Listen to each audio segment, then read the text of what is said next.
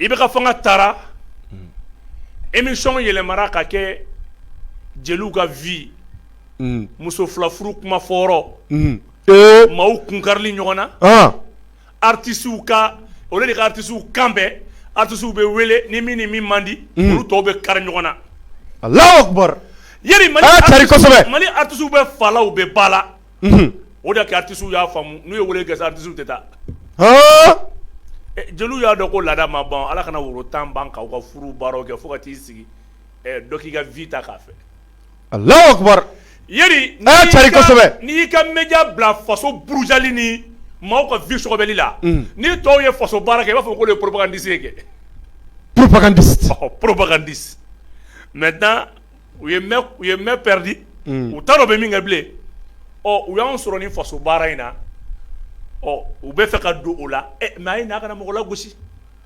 faso baara la a ye n'a ka faso défend aw kana mɔgɔ lagosi o ye tiɲɛ ye o de y'a to nin yɔrɔ in na n bɛ Ivoire population fo olu bɛ n wele Boumadiel wallahi an b'i suit a ka d'an ye i ka Ala kama i ka delili kɛ Côte d'Ivoire ko in na wallahi e t'a dɔn i bɛ yɔrɔ min na bi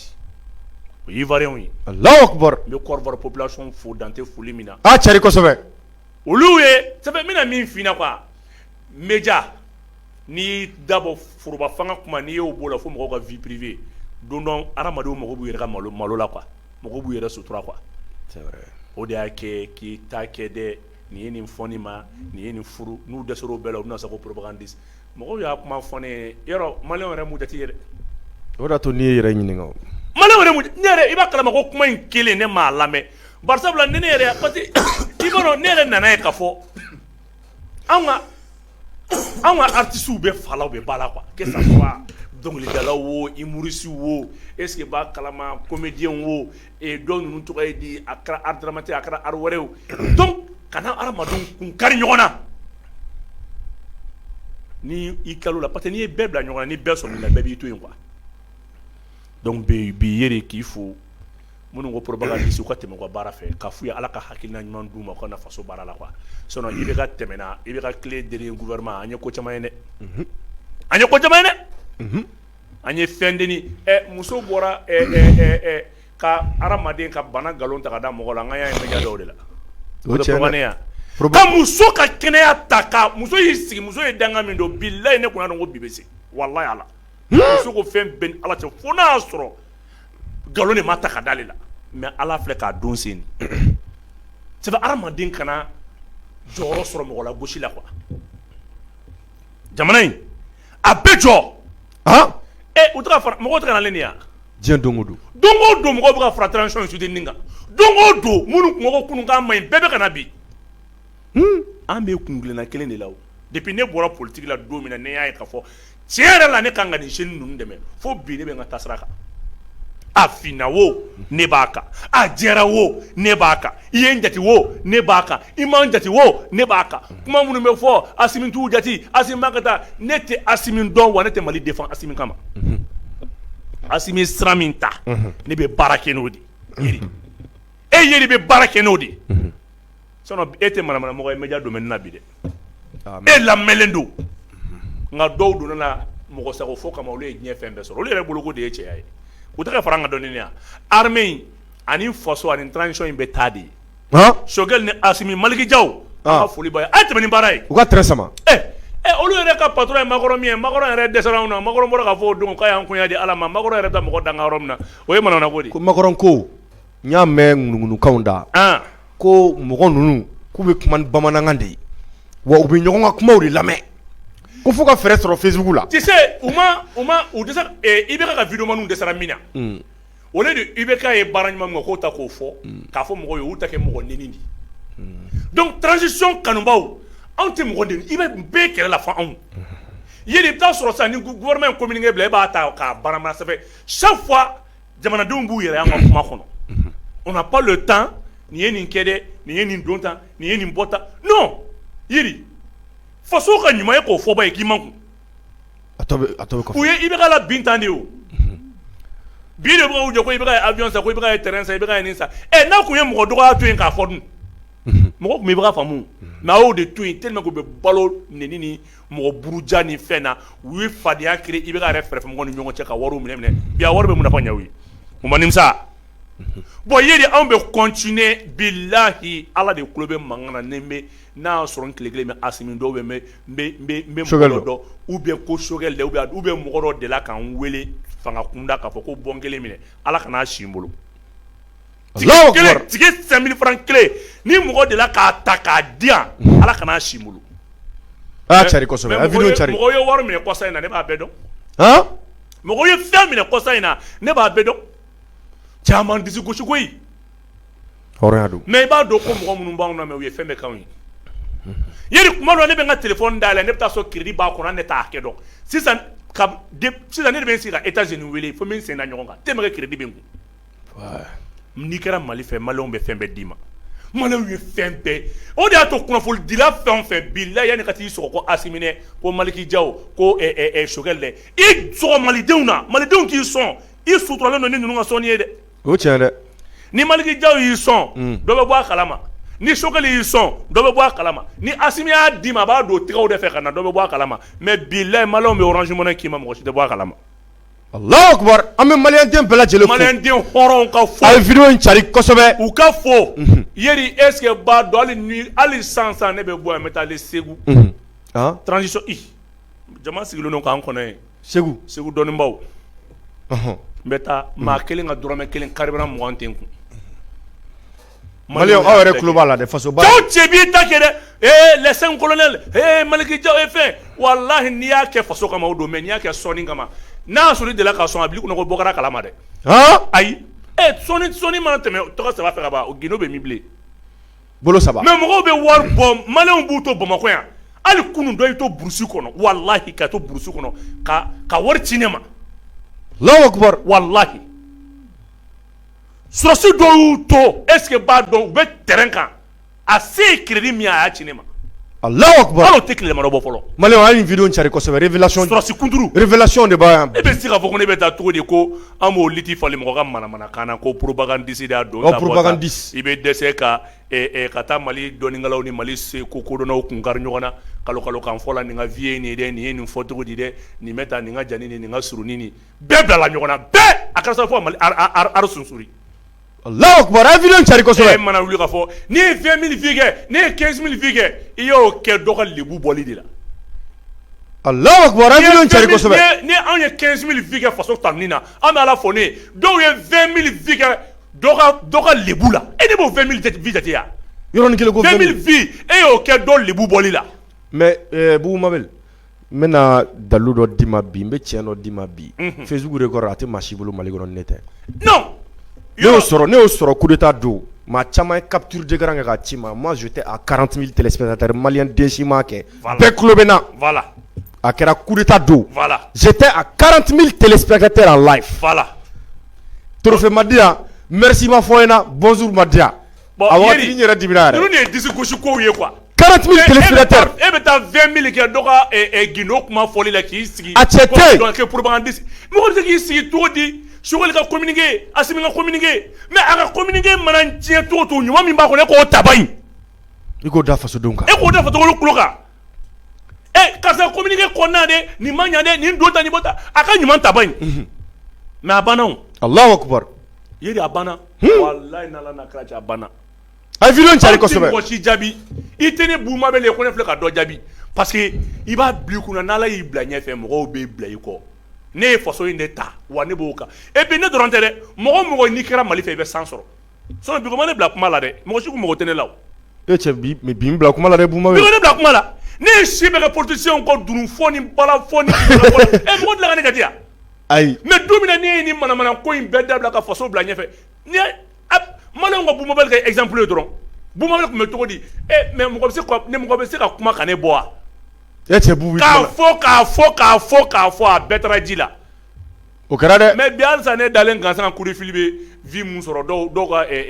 média 100 faralen ɲɔgɔn kan olu t'o sɔrɔ non o cɛ jamana bila ɲɛfɛ i bɛ bila ɲɛfɛ depuis Ala k'an dan ma deli k'a ɲini ko n bɛ Asimi ni karisa depuis Ala ye n dan don min n ma deli k'a ɲini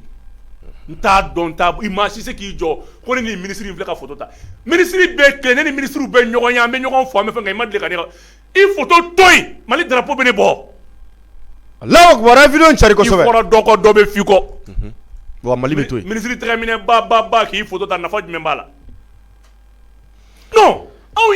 anw kan ka kɛ bel exemple de ni n'a fɔra ko Boumabel bɛ ka na mɔgɔw de bɛ content a bɛna min fɔ an b'o tile la o de digira Macron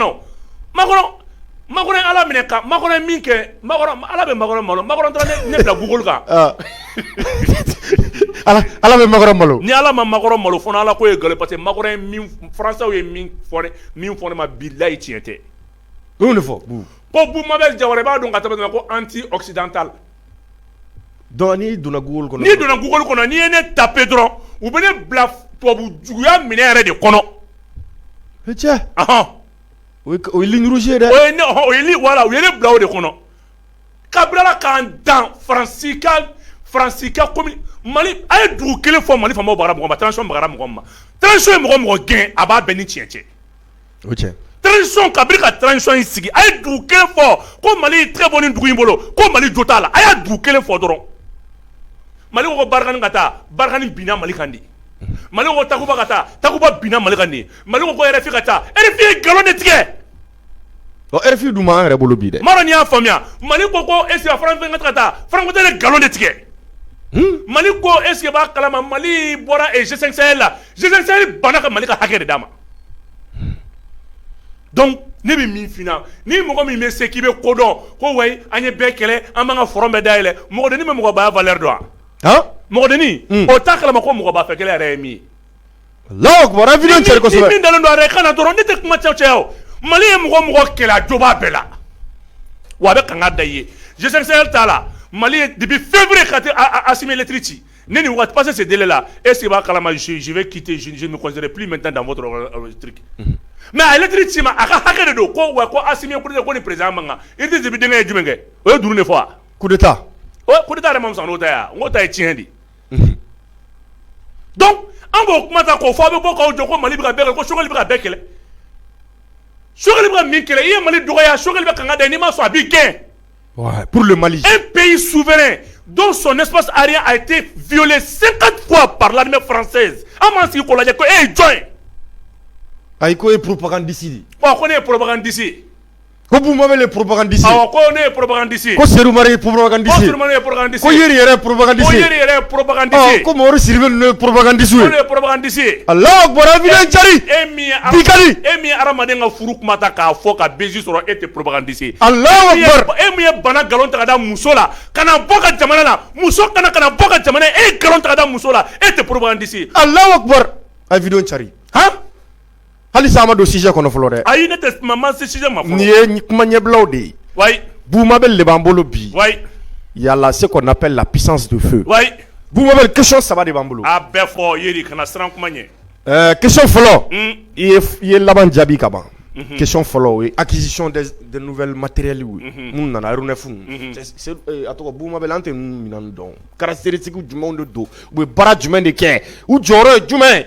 den joli don kan ka n'o de fɔ ko parce que ko n'a y'o fɔ k'o b'a permettre jugu bɛ se k'a dɔn min b'an bolo ni sɛtanɛ b'i bolo i jugu b'a dɔn ko sɛtanɛ b'i bolo a tɛ gɛrɛ i la o. voilà Yeri a ye cɛkɔrɔba in bonya a bɛ sɔrɔ a denw fɛ n'a den ka bɔ a ka jan n'i m'a bonya denw bɛ ko kelen ma sigi ni mun ye. o tiɲɛ. a ye jamana bonya a bɛ sɔrɔ a ka armée fɛ sinon u bɛ manamana ko min kɛ Mali la ka taa ka Russie la kɛ. u tɛ sɔn. Russie Ukraine minɛ est-ce que b'a kalama on est à peu près à 10 000 et quelques morts i ye jɔn ye k'a fɔ k'i bɛ kuma. ka tila ka communiquer k'a bila ka taa ko ni cɛw cɛ i da don a la k'i n'ale bɛ ɲɔgɔn na ko cɛw cɛ n'i da don a la i n'ale bɛ ɲɔgɔn na Faransiw y'u munumunu a y'a dabila ko denmisɛnnin n'a kɔrɔkɛ bɛ ɲɔgɔn na mais an ka jamana n'o ye ba Maliba ye kunun min kɛra a ye présidents ye avion da k'a tigɛ tigɛ yan walayi k'a kɛ barama ye an ye présidents ye ka missile jɔ k'a tigɛ tigɛ an ye présidents ye ka marifa da ka tasuma dɔ la ko kɛlɛ banna pour inciter les terroristes, les rebelles à avancer. Allez, sini au kɛra Mali la yan. O kɛra. dɔw ye kɛlɛkɛminɛn da k'a tigɛ u bɛ min. c'est vrai. dɔw yɛrɛ fana y'o to yen Yeri olu ye mun kɛ dɔw ye avion san ka to dugu ma. Wala o bɛɛ kɛra Mali kɔnɔ. Avion san duguma avion départ k'an da avion namara ne ma deli k'a ye ɲɛ la ni Mali président dɔ tɛ. Avion namara. Allahu akbar avion cari. Avion singilenni. Avion bolo kelenni. Avion bolo kelenni. Dɔw y'u ban ka armée dilan ka défense arrière k'a confier Barkhane na. Le contrat déconflictif min bɛ k'a fɔ ko Barkhane de bɛ se ka wuli à tout moment en tout lieu ka taa intervention kɛ Mali la. Mali kunnafonidilaw bɛ min minnu ko ouais ko propagandiste u bɛ min ni mɔgɔ min bɛ sɔn ka dɛsɛ ka avion san ka tila ka défense sous-traiter mɔgɔ wɛrɛ ma. Ni propagande don propagande tɛ. Ni propagande don ni propagande tɛ e ko o k'o bɔ k'o yira n na. Assimi nani santier 40 avions. 40 avions. 40 avions. Allahu akbar avion cari kosɛbɛ. O y'a ye n bɛ tɔtɔ. Avion 15 mun nana mois de mars n'o ma yira n t'o compter. O ma yira. Billahi 15 avions de chasse. De mois de mars à nos jours 15 avions de chasse min nana ma yira. Ayi chuchu tɛ dɛ o ye seru ka chuchu an bɔr'o la. Wow. Siyo in de ka di bi. Cari avion cari kosɛbɛ. Yeri a mankan gansan 15500 watts. A turbo-réacteur kelen bɛ yen n'a y'o dayɛlɛ a bɛ k'i kɔnɔ k'a bɛ ka nalen ɲɛfɛ ka sɔrɔ a bɛ ka nalen kɔfɛ. Ne i b'a fɔ k'avion bɛ ka segin a kɔ. Awɔ i b'a fɔ ko n'a y'a mankan k'a la sisan a bɛ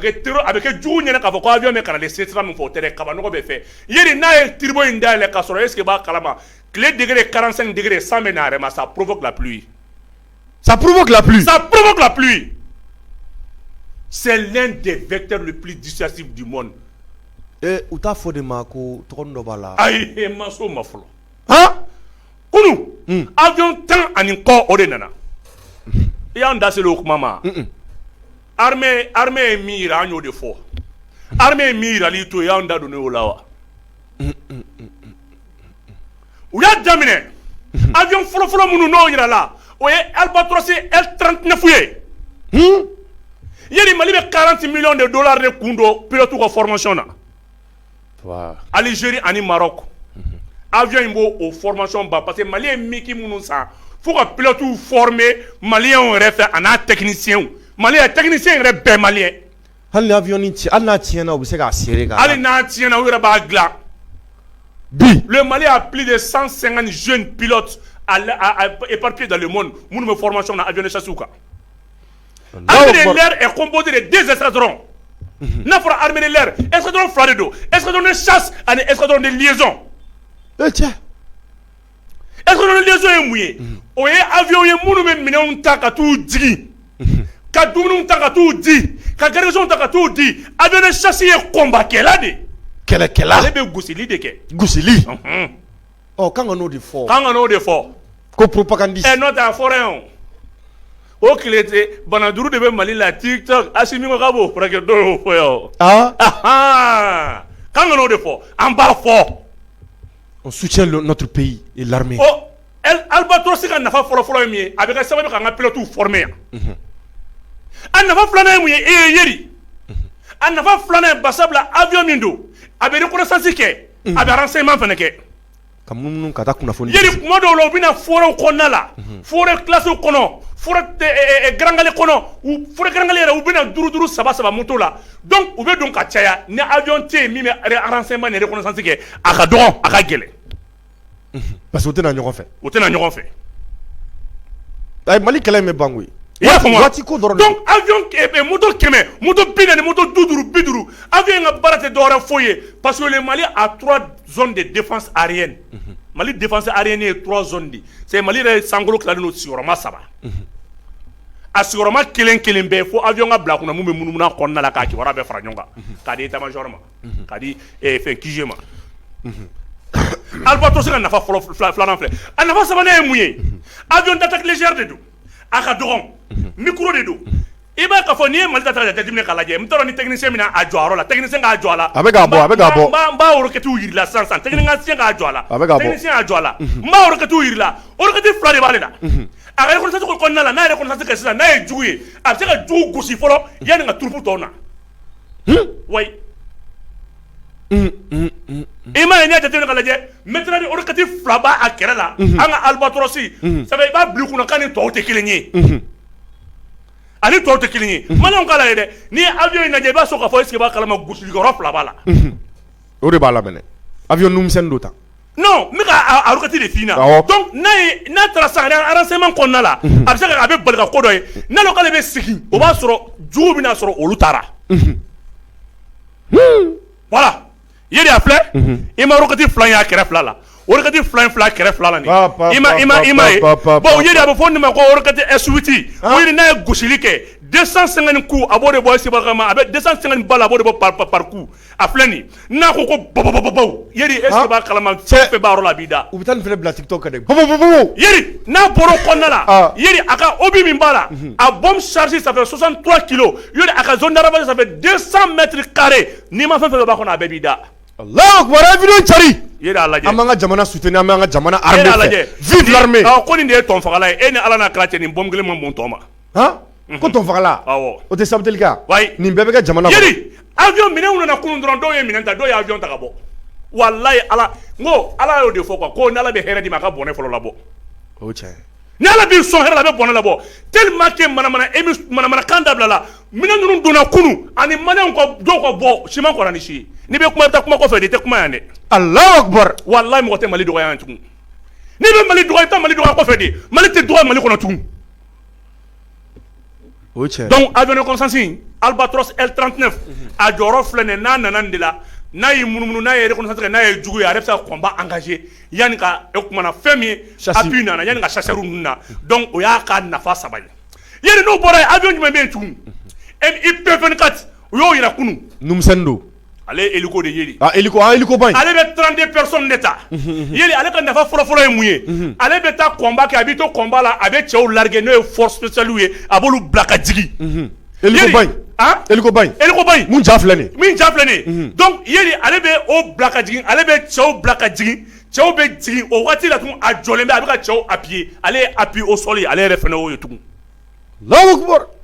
Mali mina ja ale bɛ 32 personnes de ta yeli a ka avantage filanan ye mun ye a bɛ combat nocturne de kɛ o jumɛn a ɲɛfɔ yeli o bamanankan ye na sufɛkɛlɛ de ye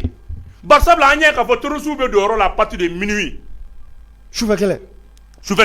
ale de jɔlen filɛ nin ye u b'a fɔ nin de ma ko est-ce que b'a kalama MiP-24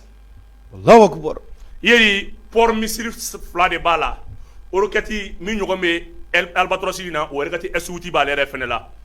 yeli n'a ye cɛw ta a b'u fili waati min na a bɛ fɛn 3 de kɛ ɲɔgɔn fɛ a bɛ bombe fili a bɛ missile fili a bɛ roquette fili ɲɔgɔn fɛ a bɛ bombe fili a bɛ missile fili a bɛ roquette fili ɲɔgɔn fɛ yeli o temps kɔnɔ force élément bɛ se ka jigin juru la u bɛ jigin yeli a ka avantage filanan ye min ye a bɛ se k'a yɛrɛ maintenir sanfɛ a jɔlen hélico min don a b'i maintenir sanfɛ a jɔlen bɛ yeli n'a y'o fana kɛ tun avantage filanan min fana b'a la tun n'a bɛ tour ci a t'i munumunu dɛ a b'a jɔlen to fɛ k'i yɛlɛma a yɛrɛ ma ten kɔrɔ a jɔlen bɛ yɔrɔ min na a b'i yɛlɛma ten kɔrɔ k'a sɔrɔ a ma taa tour cɛ Allahu Akbar Maliyɛnw a ye nin vidéo cari voilà ce que nous on a besoin d'entendre yeli a bɛ fɔ ne ma ko MiP-24 yeli chiffon ta école est effacé olu bɔra yen a bɔ yen technicien o bɔ yen o leçon banna o bɔ yen technicien k'a kana ni Sukhoi 27 a ko image bila ka jigin migi min bɛ yen n'ale kɛmɛ k'i kama yɛkɛ a kana n'o image ye o de ye Sukhoi 25 u m'u jɔ ko dɔ in ye tɔnfagala ye o Sukhoi dun a tɛna kɛ o ye maafala ye yeli ni Sukhoi nin de o kumana don min na Ukraine Russie bɛ Ukraine bases gosi don min na a ye Sukhoi 27 de ta 52 bases militaires ukrainiennes a y'a bɛɛ gosi ɲɔgɔn fɛ heure 6 kɔnɔna la Sukhoi de y'a kɛ yeli ale ka telu n'a fɔra ko tiɲɛni kɛra nin yɔrɔ in na ale k'i kunbɔ si ma kɔrɔ ni si ye yeli ale ye avion d'attaque de ale ka baara tɛ fɔ ale tɛ renseignement t'ale la ale tɛ se k'a fɔ k'a bɛ kunnafoni ta mais ale bɛ attaquer au sol ale ni appui au troupes au sol ale b'o de kɛ yeli fɛn dɔ de b'a la an b'a fɔ o ma ko guidage aérien yeli ale kelen bɛ se k'i jɔ char den 20 a bɛ se k'o jɔyɔrɔ fa sanfɛ 20 chars de combat a bɛ se k'o jɔyɔrɔ fa sanfɛ yeli avion kelen a bɛ missile fili a bɛ roquette fili a bɛ obi fili a bɛ tila ka to ye seba kalama ka roquette fili a tila ka bombe fɛnɛ fili Allahu Akbar a ka charge ça fait 4600 kilos 4 tonnes et demi a bɛ fɔ ale de ma ko Sukhoi 25 yoli n'a yɛlɛnna n'a dimina n'a yɛlɛnna yɛrɛ a ka avantage ye min ye sufɛ kɛlɛ a b'o de dɔn yɛrɛ a bɛ n'a ye fɛn dɔ kɛ infrarouge dɔ b'a la yɛrɛ a ka radar n'a ye fɛn min ye duguma n'a y'o don a ɲɛ la infrarouge min b'a la yɛrɛ a bɛ sufɛ kɛlɛ ko dugu jɛlen don fɛn o fɛn n'a fini don a b'a bɛɛ jɛ k'a jɔ a ɲɛ ma k'a ye k'a gosi k'a gosi. Allahu akbar. Kan kana an ka jamana de kuma bɔ yɛrɛ fɛn dɔ b'ale la an b'a fɔ ma est-ce que b'a kalama ko an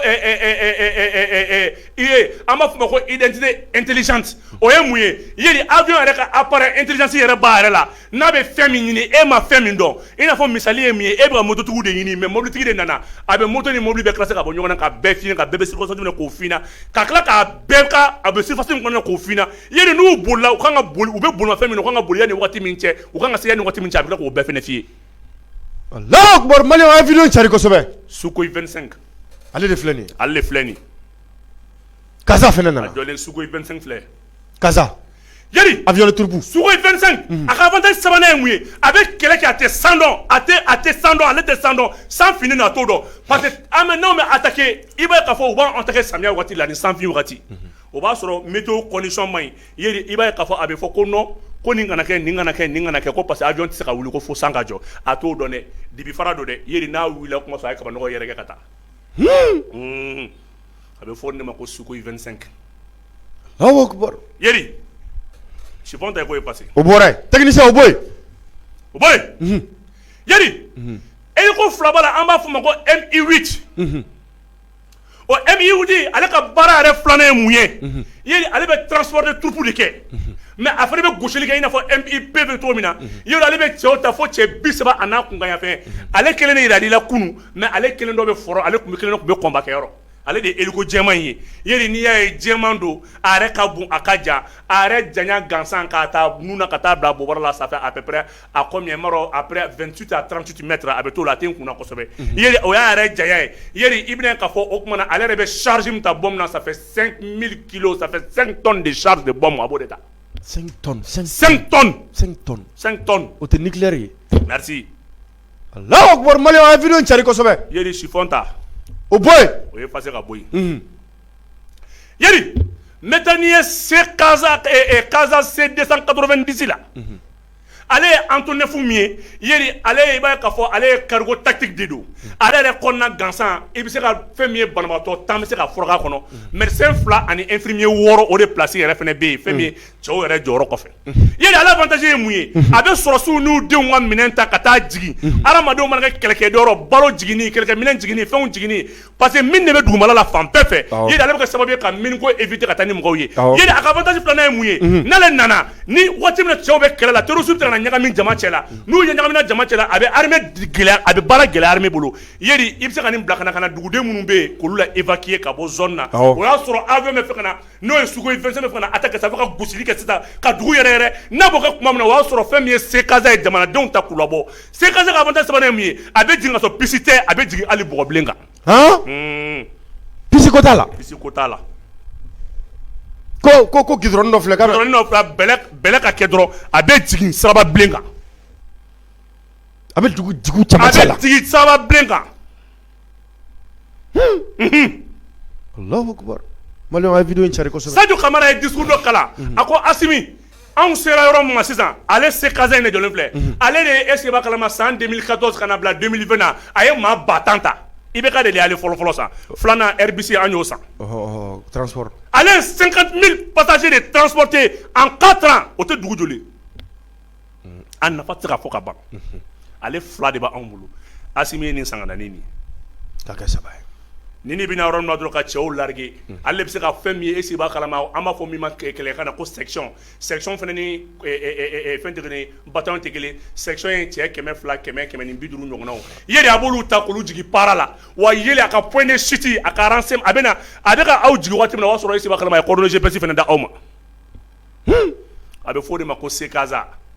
RBC espagnol ka technologie de b'ale la manamana avion tɛ dɛ ale fana bɛ jama la yeri Asimi kunu avion 10 ani kɔ a y'o de jigin depuis Ala ka Mali dan président ma kɛ fɔlɔ a ma kɛ dɛ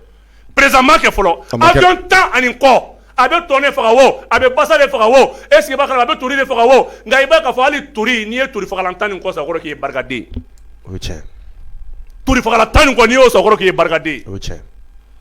Il y avait 3 types aéronefs hier. Avion type Sabachi Tekele.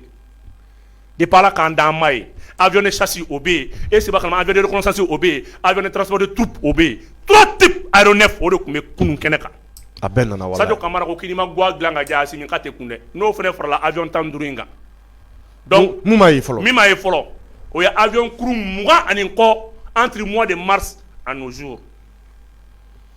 Allahu Akbar. C'est ça qu'on appelle une armée. Alaka asimi alaku sara alaka transition président alaku balanko. Oh quand on a une armée de la Sirania. Ay sa nous to sangata. Yeri kunu wati mina club ga di. Manœuvre bi ga ke avion reka essai folo la avion tra tour che segu de kana kanini jigi. Ah Segu. Ka jama jolento. Ka jama jolento. Segu ni Mali e Bamako e 245 km.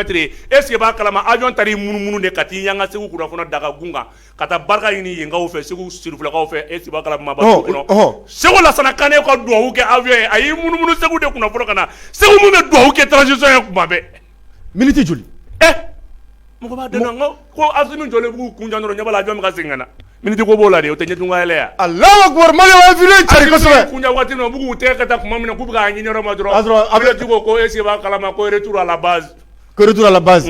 Asra asimi rebe ka nyini. Wa sa bi asimi mi ka yini ngo bleu ngo damele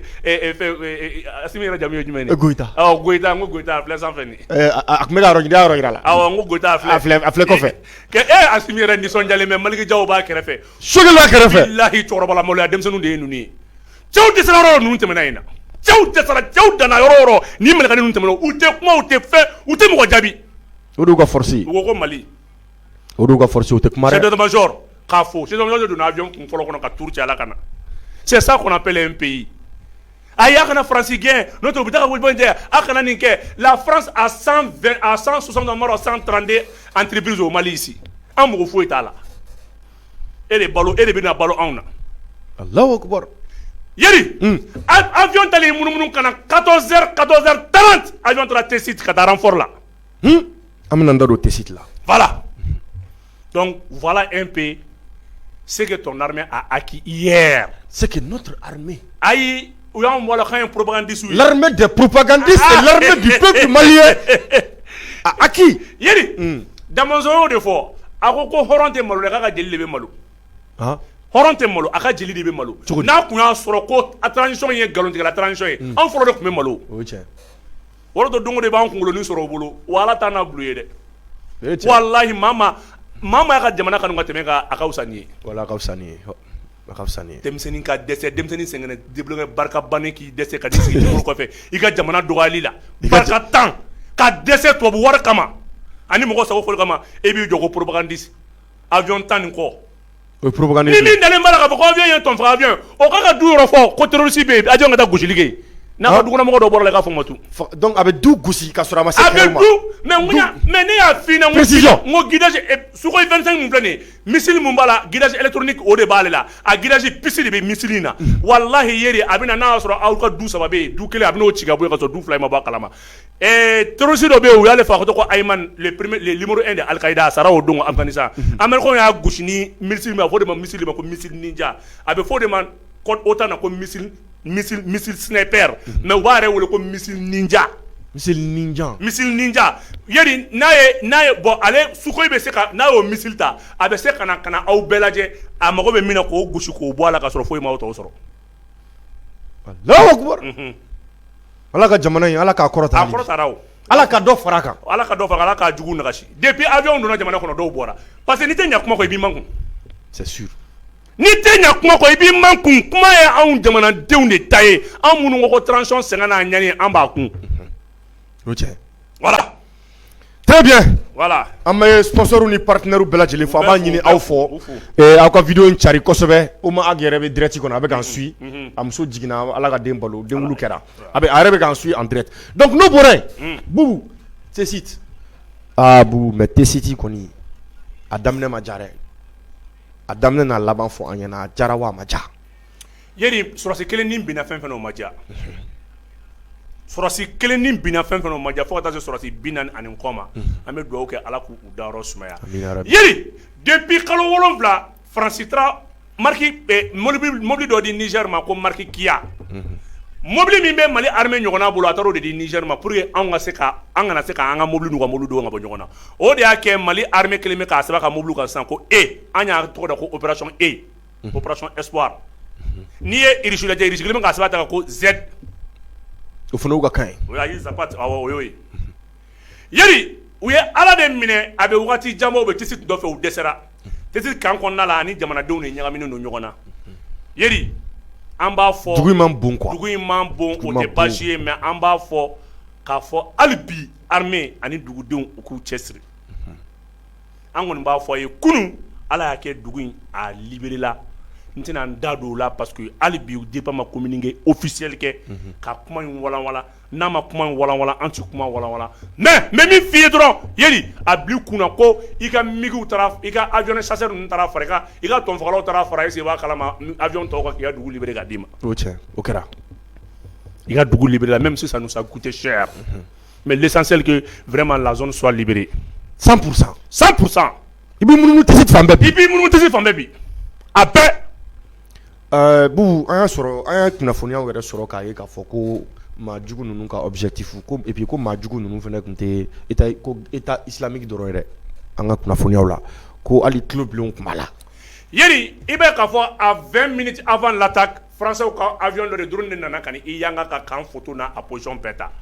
ka taa à quelques minutes ou bien quelques heures u ka sɔn ka na kan attaquer.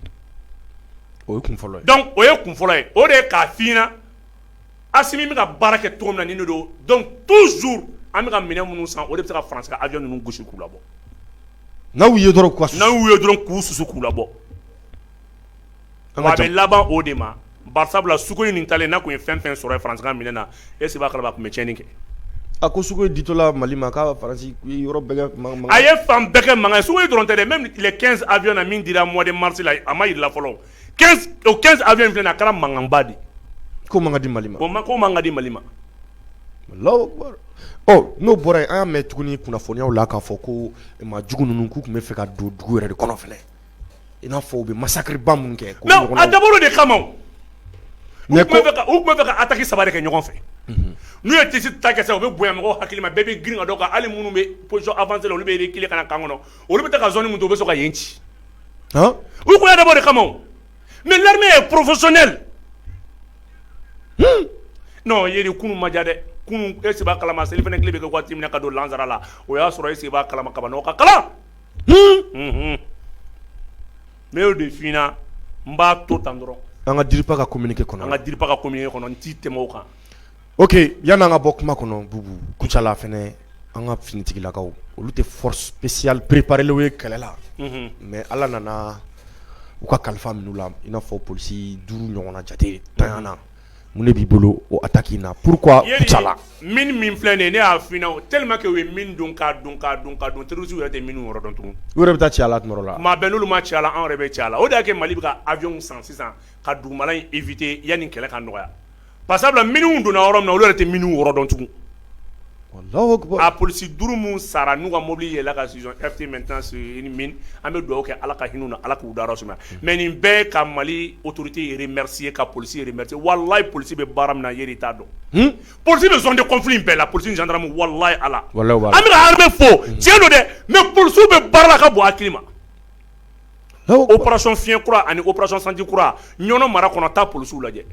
Koro polisiw bɛ yen Bangas polisiw bɛ yen polisiw bɛ Gao polisiw bɛ Kidal. a fɔ ne Boumabel de bɔra k'a f'i ɲɛna polisi maliyɛn ni respect ka kan dɛ polisi maliyɛn ni bonya ka kan ani fɛn ka kan walahi bi maliyɛnw ɲɛ t'u ka sɛgɛn na mais Ala b'a dɔn polisiw bɛ yɛrɛkundi la polisiw bɛ fo dɛ polisiw bɛ fo gendarmew bɛ fo.